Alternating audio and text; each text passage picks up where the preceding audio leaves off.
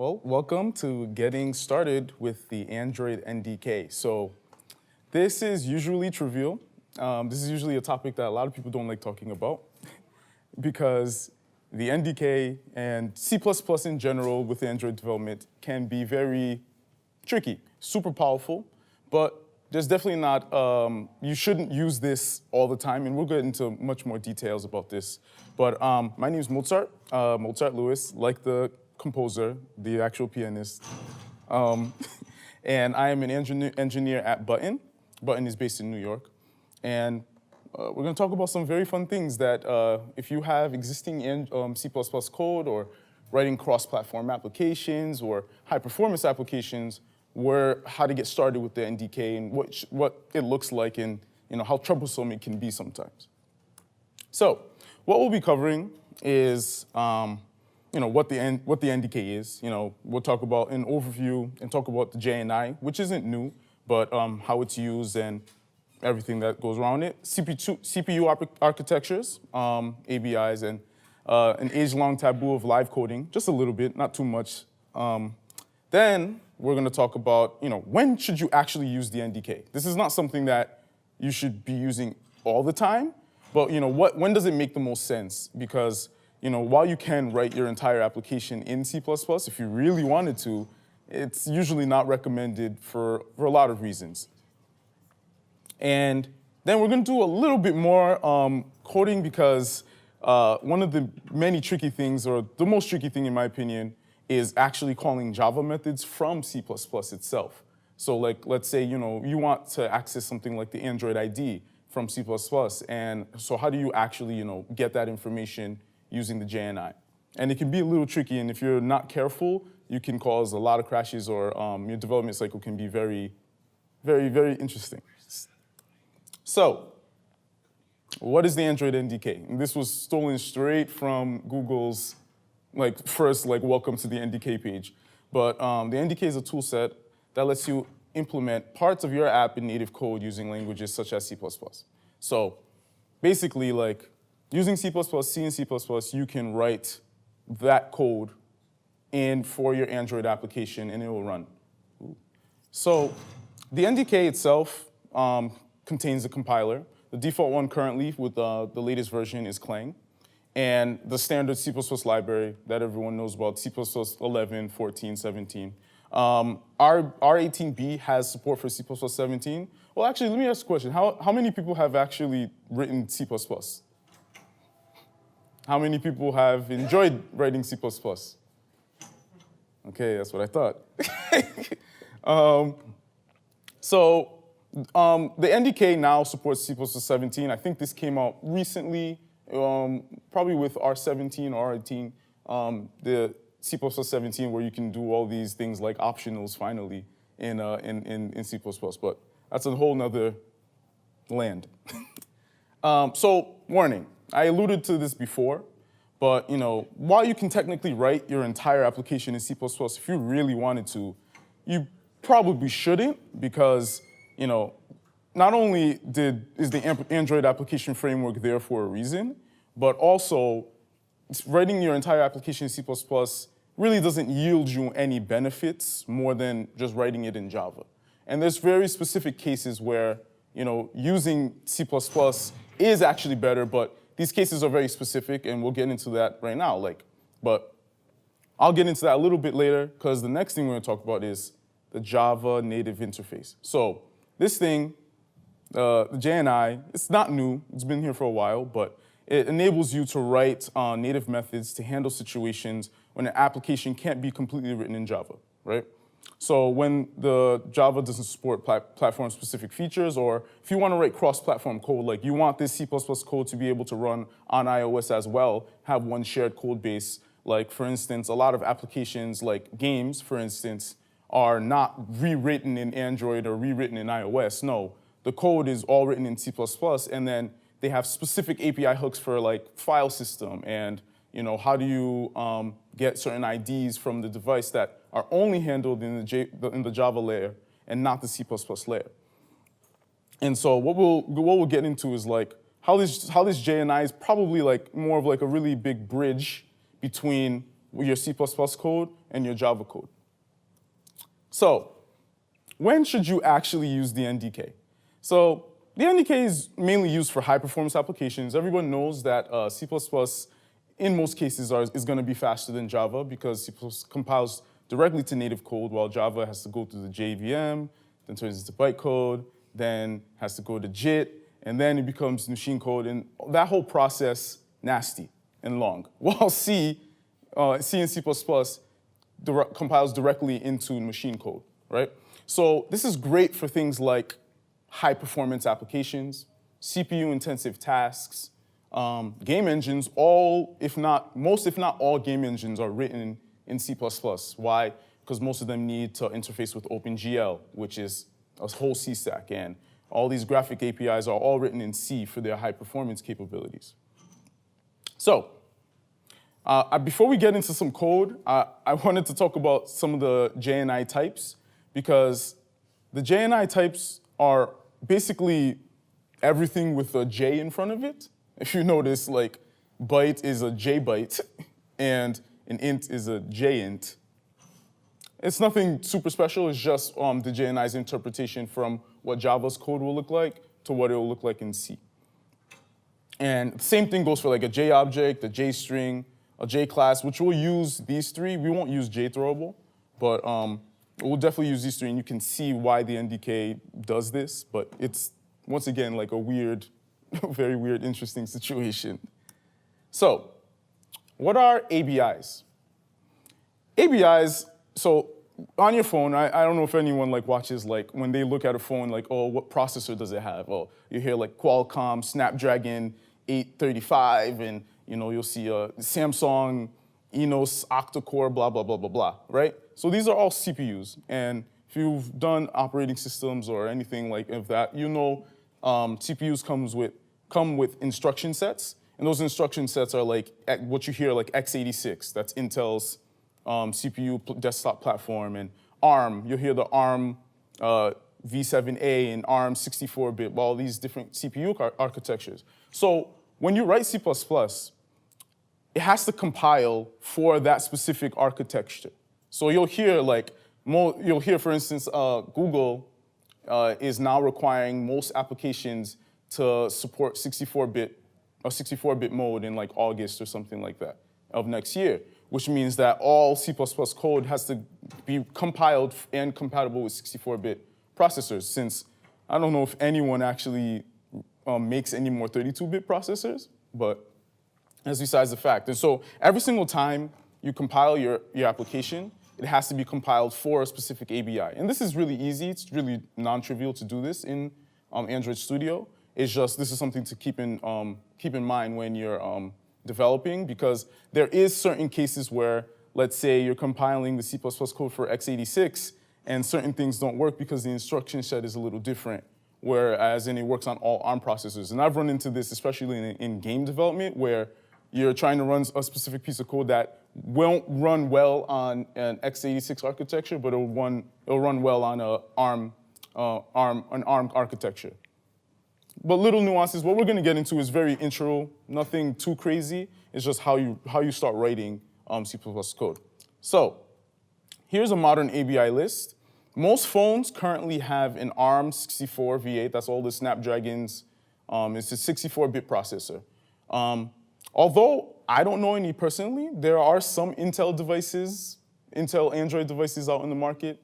I don't know much of them, but so you can decide if you want to support that platform. But for instance, if you want to run your application on an emulator, it needs to support x86.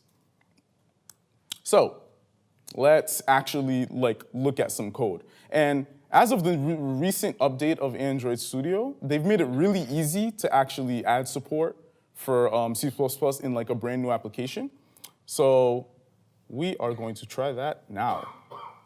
So what this looks like, if you do a new project, it'll be like new application, blah, blah, blah, blah, blah, right? You click next. Well, this window is actually really large. I didn't even know that. But at the bottom, in your first create project, you have a chance, you can say, include C++ support. So we'll do that. I'm going to use Java initially and then show a Kotlin implementation afterwards. And so you'll go through like the same thing. Okay, latest ABI 19, cool. And blank activity, activity main, cool. And then when it'll ask you what toolchain do you want to use. So this is where you get to choose C++11, C++14. And I think if you use default, it'll allow you to use some features of C++17. Not all of them, but whatever the NDK supports currently. So you'll click finish, and then boom, your application starts building. And if you look at your folders, you'll find that beside the Java folder, there's a C++ folder, right? This didn't used to exist. You used to have to do this very differently in other versions of Android Studio, which is why I'm glad that they kind of added a lot of C++ support as of 3.2. But while this is building, you'll see that you have this native lib.cpp. And this is with like a blank project. So you'll see that happening, and it starts building. This might take a while to build, so I'm going to immediately switch to something that already exists and works.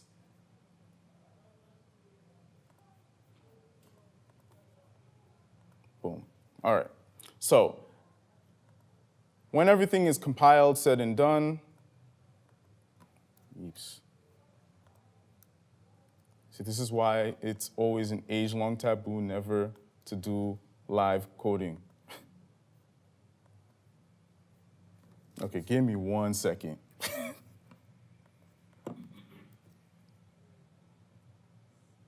Okay. All right, there we go. All right, cool. So I have a simple app, right? What I'm going to show you is a simple app that is a calculator. And what it does is it'll use the NDK to actually do the mathematical operations, right? So here, this is Kotlin. I don't know why this is the version that's here, but this is fine. So I'm just going to show you the Kotlin version then. So what we have here is we have native functions, right? And so to declare a native function for your NDK or for your C++ code, you have to call a private external function, right? And then you add your parameters and your return type. And what this does is now it'll go into your C++ lib that gets loaded. So every single time this activity starts or when the application starts, you'll see here I have a companion object, and in its initialization, it loads a library called native lib, right? This native lib is going to be compiled when you're compiling your app. It gets compiled with all the C++ code, and then gets stored in a shared object, an SO file, right? And that SO file is what contains those functions that get linked to.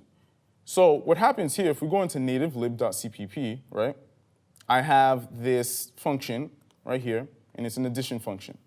All right, can everyone see this? Is this good? Okay. So what happens is you see this very, very, very, very nasty thing here, right? Now if we can go very, very slow with this, and that's what I'm going to do. So you have extern C, right? That's basically saying we're using a C library, right? And JNI export, right, in a JInt. So this method matches what the main activity is declaring. So we're saying private external function add. I have two parameters, x, y, and they're both integers, and my return type is an int, right? So if we go to the C++, same thing. We have a JInt x, a JInt y, and we're returning a JInt, okay? Now, you're probably wondering why is the method name, why does it look like this? Why is it Java _ com _ my entire package name basically, plus the class, plus the name of the actual method? Now, this is one of the things about the JNI. It needs to do this so that it can directly, specifically know exactly what to execute. This is one of the very cumbersome things about the NDK that makes it very nasty to work with, because if you spell this wrong or do anything wrong, it'll crash and you might not notice this because the runtime errors are very, very not clear. But what ends up happening is I made a little cheat up here, and it's a macro that will do all of this naming convention for you so you don't have to do it for every single method. That basically is just a little cheat. And let me write some code. And what this does is I can go in here and pretty much delete all of this and say J method. My return type is going to be a JInt, and it's for the method add. So now that whole thing has been cleaned up, and this basically just gets replaced with this entire long line. So if we go back to our code here, and what's happening is we're just saying, hash result, not multiply. We're just saying here, oops.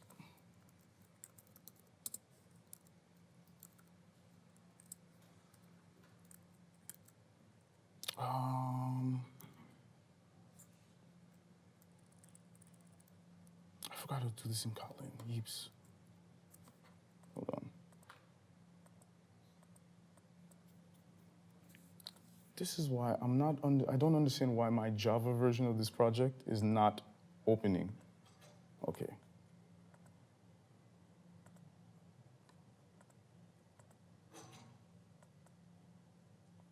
Okay, there we go.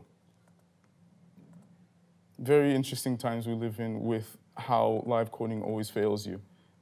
Okay, so this is the same exact code, but just written in Java, which I already did ahead of time.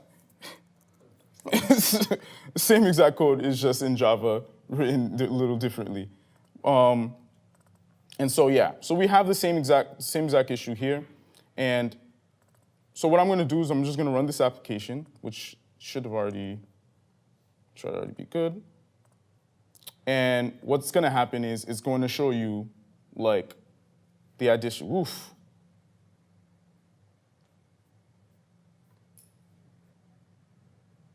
Interesting, okay.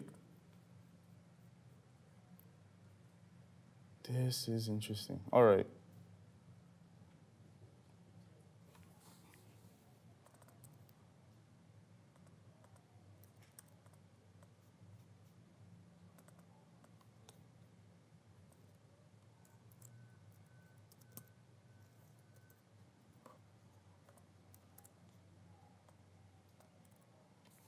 Okay.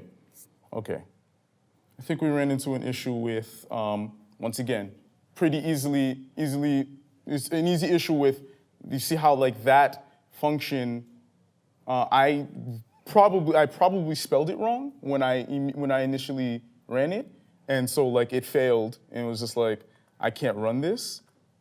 And we're gonna just try this one more time. And that's not the issue that I thought it would be.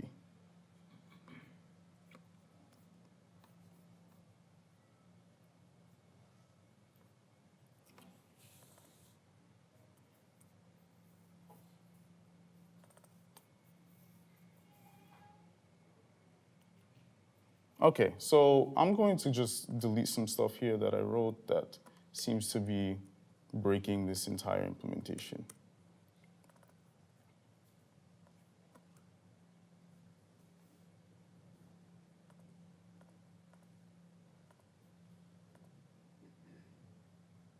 Okay, there we go.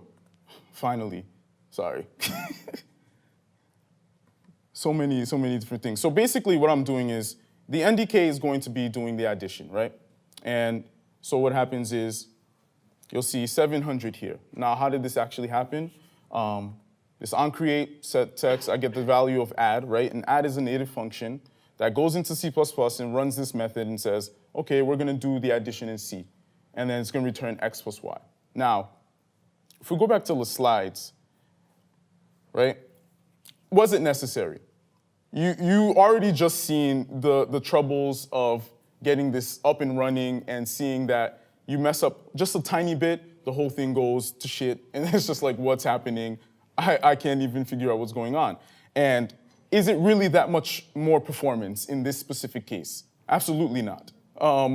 Java can do addition pretty fine, and it'll probably be as fast, if not the same, because it's a little more optimized. So there was no reason to really go and do a simple calculator where all of your methods are in native C, right? So once again, I'm bringing this slide back up to say, like, when should you actually use it?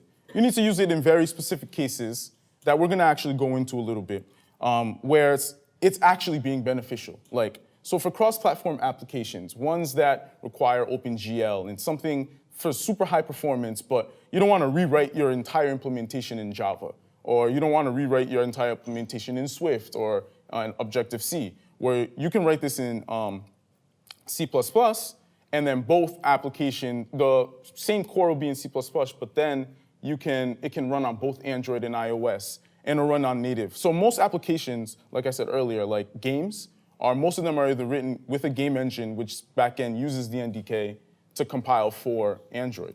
So here's a short video of Tensorflow, right? And Tensorflow, what happens is it's an object recognition. So this is telling, I don't know if you guys can see that. Whoa, it's playing for me perfectly here. Oh, OK, there you go. So you'll see it's kind of recognizing what objects on the screen, and that's using TensorFlow. I'll play it one more time. So using TensorFlow, it's like, it looks at my computer, it's like, OK, this is a notebook, this is a laptop. And I go to like a water bottle, it's like, oh, this is a water bottle. And so how is this actually happening? How is the image coming from the Android camera, going into the JNI, and then going into the C++ implementation of TensorFlow, and coming back with results saying, hey, this is what it is. So I drew this little image that kind of shows you exactly what it is. So, we'll go in here, and there's a classifier. The classifier will call to the JNI and say, here's a bitmap, right? The bitmap then goes to the JNI, right? And the JNI is like, OK, classify this actual image, right? Now, TensorFlow itself, the actual library is cross-platform. And all the JNI is there to do is kind of a bridge. It's like saying, OK, I got this data, and I'm going to take it from Android, from Java, and say, go to the TensorFlow actual C++ core library, and with a pre-trained model, tell me what you see on the screen. The actual C++ is gonna run, and it's gonna be high performance, because we're doing every frame a second, whatever the case may be, and then it's gonna show you the top 3 results. That goes back to the JNI, and the JNI then calls back to Java and says, here's the top 3 results with confidence, and I can say this is what I think it is, right? And so this circle is a perfect reason why you should use the NDK, because TensorFlow now can be run, the same exact model can be run on iOS, where they can do the same exact circle, and they don't have to re-implement TensorFlow for iOS or re-implement TensorFlow for Android and Java. Instead, they can both use C++. And so just a little code of how they actually do this in the example. This is a Java method. It's converting a YUV image to an ARGB image, right? So it takes it and it says, OK, try to convert it with this one-line method that I have highlighted here. So this one-line method is a native method. It's been declared here, right? So this native method then, with all of its parameters, goes into here, the JNI export void image utils method convert. So now this is using all the JNI objects, JBooleans and stuff like that. But the actual code that's doing the conversion isn't in the JNI file. This is the actual code that's doing the conversion is part of TensorFlow. The JNI is there kind of as a bridge to say, hey, I'm receiving this data because I can understand how it's coming to me from Java, and now I'm going to give you the data to actually do the implementation. And this code right here is actually part of the TensorFlow library, which this method can be used both on iOS and Android. And so this is doing some interesting image conversion. And so that's one good case study of why to use the NDK. Then we have game engines. And I chose Cocos2d-x as the game engine to mention here because Cocos2d-x is written fully in C++, and it's completely open source. I've actually contributed to some of it for Android. And what Cocos2d-x really is just a light wrapper around OpenGL. And so, has anyone here used a surface view before? Okay, and so when you're using your surface view, you look here. So this is Cocos2d-x's engine code, right? This is their main loop. This is run 60 times a second. So if anyone's a big gamer here, you know 60 FPS is kind of like the butter smooth, that's what you want to hit all the time, right? And so this needs to run consistently. So this is in C++ on Cocos2d-x. So how is this getting called, right, from Android? So there's a JNI class here where they're calling that native render, they're calling this line right here, main loop, they're calling it every single frame. So this is a JNI method. Now, how does this work in relation to what's happening in Java and on the surface view? Well, that native method is declared here. I don't know if you guys can see the highlight. And then on drawFrame, which is part of the GL surface view.render class, which basically says, for every single drawFrame that I get, call this native render method, which goes into the Cocos2d-x code and renders the actual frame and spits it back out to the surface view. So the model is almost exactly the same, where the renderer says native render on every frame. It goes in and calls the native render and executes a render, and then it calls main loop, right? And there's no returns in this case, but this is a perfect example of rendering every single frame and executing on the C++ side, where it's more efficient and it's better, because while you could do this in Java, first you lose cross-platform, so you wouldn't be able to run this on iOS, obviously, if it was in Java. And then second, the Java implementation might not be as fast because OpenGL is completely written in C++. While OpenGL is already in the Android framework, it's already there, technically. They're just using OpenGL-ES, that's what the Surface View is using. But having it done here is allowing the cross-platform ability, where this can run on Windows, this can run on Mac, this can run on iOS. And so it's one unified code base with very small implementations that handle things like file system, things that are very specific to Android that can't be accessed in C++ otherwise.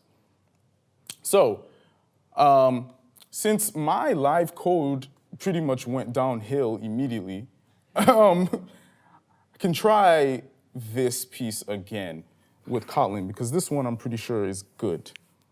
So what I wanted to note here in particular is calling Java from C++. So now this is backwards. This whole presentation I've been showing Java going into the C land and stuff happening in C land. But how do you do this in reverse? And the reason why I call this cumbersome is because the way you have to define a method in the JNI to call back to C++, to call back to Java to get something is very, very easy to mess up. So we'll try this once, and we'll see. So I'm going to add 500 plus 5, and I have a method here called hash, right? This hash method, right, is a native method here, which you'll find here. And when you go into the native lib, go all the way to the bottom, I have my JNI method. It returns a JString and it's hash, right? So to look at this code carefully, what you'll realize is in order to call, what I'm doing here is I'm saying, OK, I want to hash. But the way I want to hash is I want to get the Android ID, right? And I have a method here called obtain ID, right? And it just returns a string. Don't do this, by the way, but for this example, I have it like this. So what I'm saying here is I'm like, well, I want that method to add to my hash, right? It's my SHA-256 hash. I want to add this as like a salt so that the hash can be a little bit more powerful and device specific. And so to do this, you have to get a class, right? And you get the class from the instance of whatever object is calling this. But then you have to get a method ID, right? And getting the method ID, you call this thing called environment, which is the JNI environment. And you try to get the method ID from a class, you give it its name, and then this last string here, can anyone guess what this last string is doing? I don't know if I can zoom in. Return type? Yes. This last string is the return type. And as you notice, it's like this weird L, Java, lang string with a colon.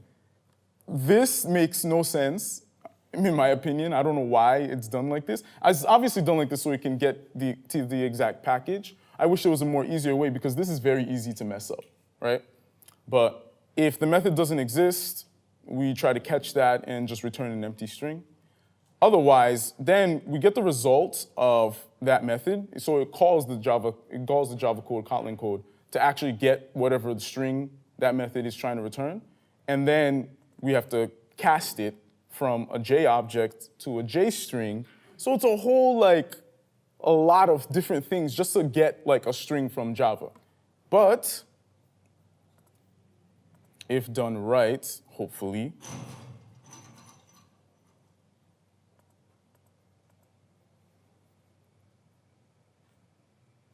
yeah, see, I have absolutely no idea why this thing is exploding.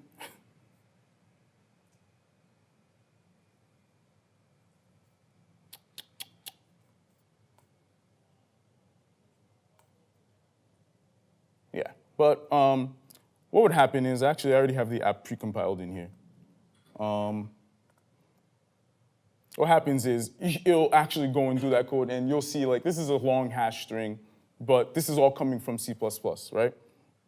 And so this is where, like, using the code that's in C++ is a lot easier to manage in terms of cross-platform and using the same exact code on both instead of relying on your teams to try to implement whatever you want the same exact way, both in iOS and Android. But you shouldn't use it all the time, for sure. But it's definitely a tool to leverage for high-performance applications, applications that use OpenGL, or, for instance, if you're writing a sound library, you would want to use the C++ instead of the Android Media. I don't know if anyone's ever worked with Android Media like player, but it's not fun either there. So you can write C++ code to play audio and stuff like that.